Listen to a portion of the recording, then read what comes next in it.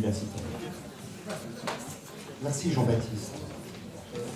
Écoutez, je réalise au fond, bonsoir à tous, je réalise en prenant la parole devant vous que cette intervention sur les collectionneurs est la dernière intervention de la journée, donc il me revient au fond, même si je repasserai le micro à Jean-Baptiste, bien entendu, de clore cette journée qui a été, me semble-t-il, riche d'échanges, de partages, d'expériences vécues, de confrontations d'idées. Et après le débat qui nous a intéressés à l'instant, on va arriver sur un sujet apaisé, celui des collectionneurs, un sujet de passion que j'ai la chance de partager au quotidien avec eux. Alors, évoquer les collectionneurs dans une journée comme celle d'aujourd'hui, le Art Market Day, était a priori indispensable, bien entendu, tout simplement parce que sans collectionneurs, il n'y a pas de marché. Donc merci à la sagacité des organisateurs et à ceux qui ont élaboré le programme en nous sollicitant et en nous demandant d'intervenir sur ce sujet. Et de la même manière qu'il n'y a pas, me semble-t-il, non pas un seul marché de l'art, mais plusieurs marchés qui se chevauchent, qui interfèrent, qui s'ignorent, il n'y a pas une seule typologie de collectionneurs, mais autant de personnalités de collectionneurs. Et comme je vous le disais à l'instant, j'ai cette chance de pouvoir les rencontrer, de les côtoyer quasiment au quotidien. Et compte tenu du segment d'activité qui est le nôtre, assureur d'art, assureur de l'art de vivre, c'est aussi bien des collectionneurs de design, des collectionneurs d'art moderne et contemporain, des amateurs d'objets d'antiquité, d'objets de curiosité, de peinture ancienne, mais également des amateurs de grands crus, des collectionneurs de véhicules de collection et j'en passe. Étant entendu, ça ne vous échappe pas que ces passions se conjuguent. Et de la même manière que il y a une multitude de personnalités, que tout ça relève, vous l'avez bien compris, d'un empirisme, on est dans un milieu où il est bien difficile de déterminer les choses. Qu'est-ce qu'un collectionneur? Un collectionneur aujourd'hui, ça nous a amené en 2014, alors ça paraît bien loin par rapport à certains sujets comme ceux évoqués ce matin, ce serait la préhistoire, mais revenir sur le sujet des collectionneurs par rapport à une enquête que nous avions lancée en 2014, une enquête mondiale en ce sens qu'elle interrogeait un panel d'environ 1000 collectionneurs aux États-Unis, en Europe, en France, le Royaume-Uni, l'Allemagne et également la Suisse, pour essayer, si vous voulez, de cerner, j'allais dire un peu scientifiquement, si tant est qu'on puisse le faire, le sujet des collectionneurs. Et nous en sommes arrivés à déterminer des typologies de collectionneurs. Ça vaut ce que ça vaut, mais ça permet de sortir de l'empirisme que j'évoquais à l'instant.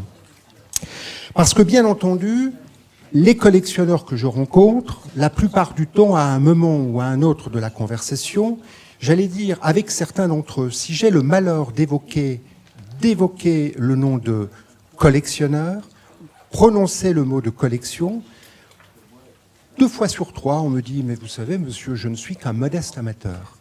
Vous voyez donc la difficulté qui est celle des collectionneurs eux-mêmes à s'autodéfinir et à cerner les choses. Alors nous avons pu, au travers de cette enquête, catégoriser 3 typologies. La première, c'est celle des passionnés. Alors j'allais dire les passionnés, c'est celle quelque part qui réunit chacun des collectionneurs.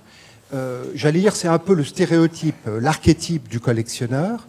Ce sont ceux qui perçoivent la collection comme un moyen de s'enrichir du point de vue intellectuel et qui n'ont de cesse, de par la curiosité qui est la leur, de visiter les galeries, de visiter les musées, de rencontrer les artistes.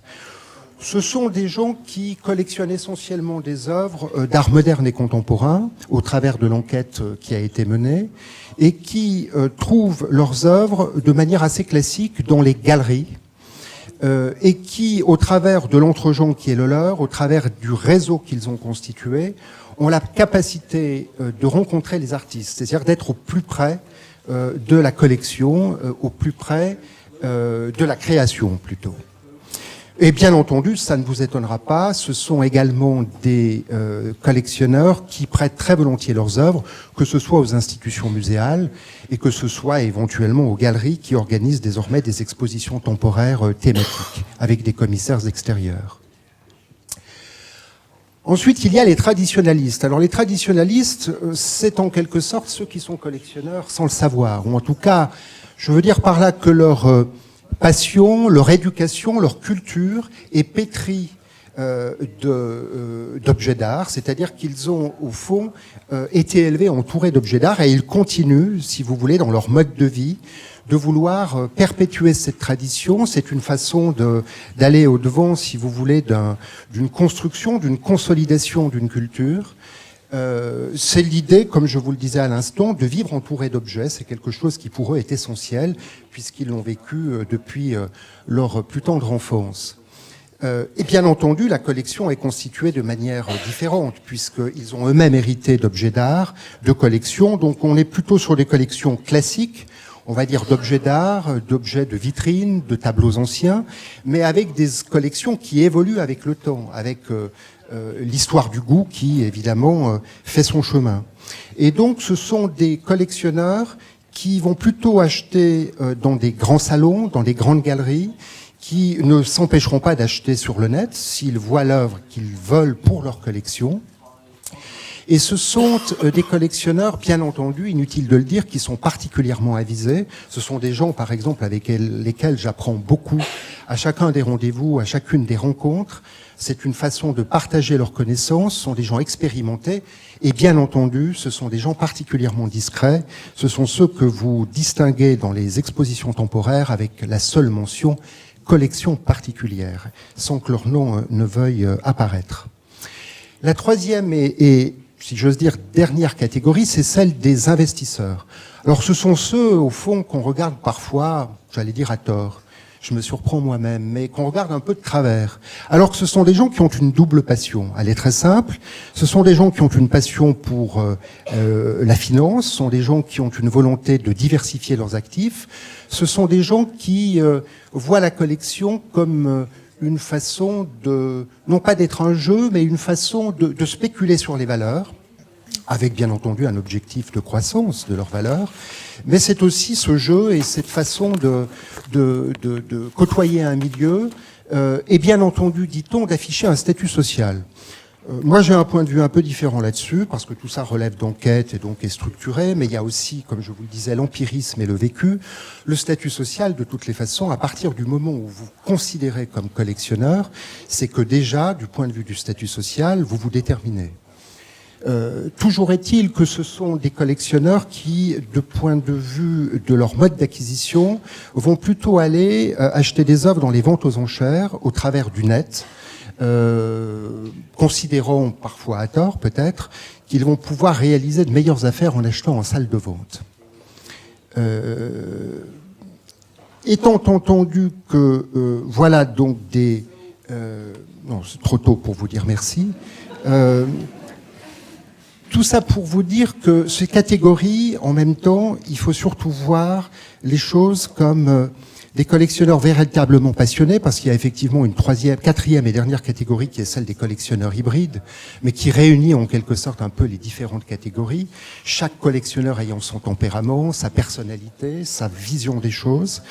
Mais quelque chose qui m'interpelle toujours, et je voudrais qu'on revienne quelque part après le débat précédent sur ce qu'est réellement la collection et le collectionneur.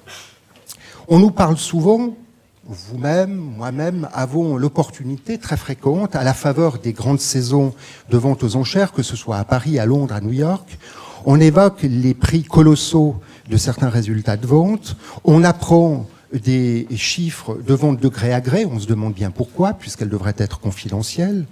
On a des informations qui nous parviennent depuis le marché des galeries, sur des collectionneurs qui achètent des œuvres, plusieurs millions, plusieurs dizaines de millions d'euros, plusieurs centaines de millions d'euros, et qui constituent donc des collections particulièrement importantes. Or, ce sont des collectionneurs que nous connaissons, que nous accompagnons, que nous assurons.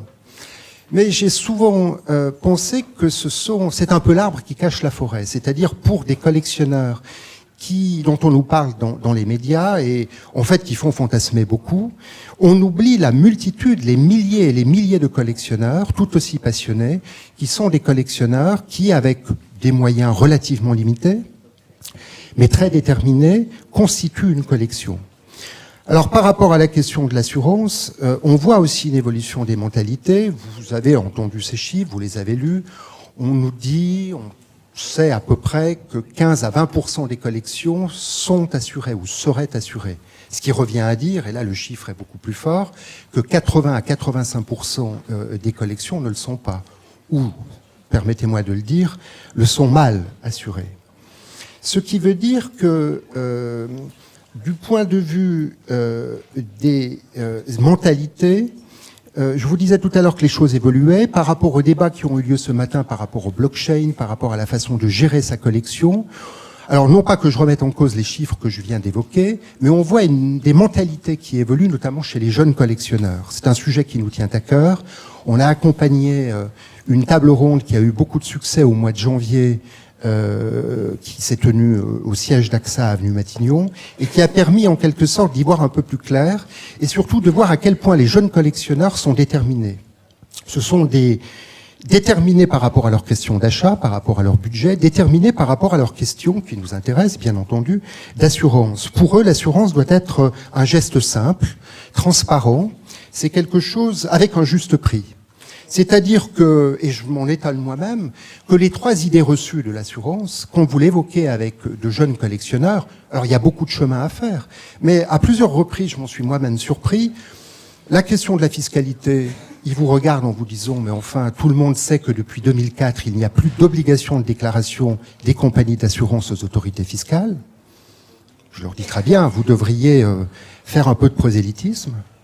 Certains vous disent, c'est compliqué.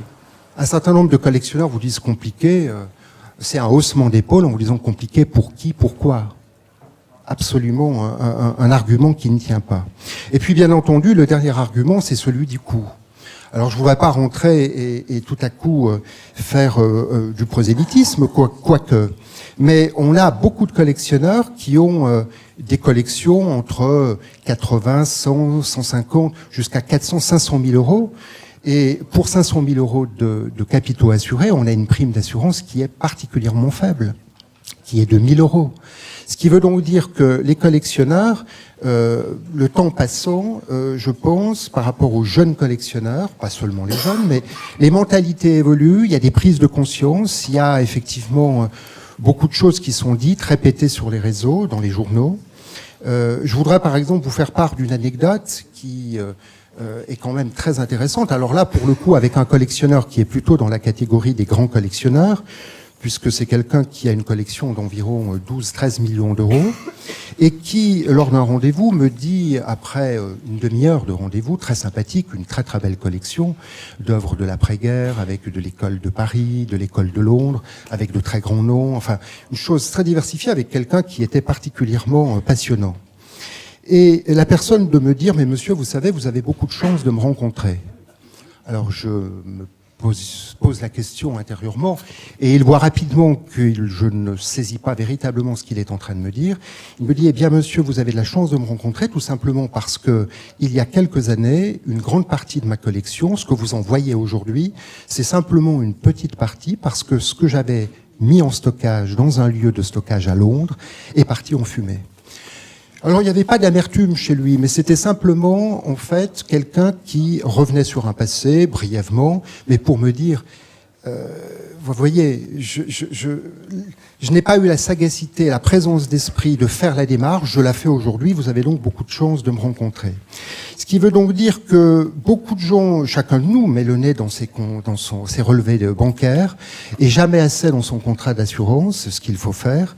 Et je terminerai au fond en disant que, et là je renvoie à un article qui est paru il y a quelque temps dans un grand quotidien du soir, qui traitait de la question d'assurance, et la journaliste titrait, en parlant de l'assurance des objets d'art, bien entendu, le jeu en vaut pourtant la chandelle. Eh bien, c'est elle qui a raison, le jeu en vaut la chandelle. Et je crois que les mentalités qui évoluent attestent que la démarche qui est la nôtre, de préserver un patrimoine et de le protéger, a toutes les raisons d'être et d'exister. Voilà.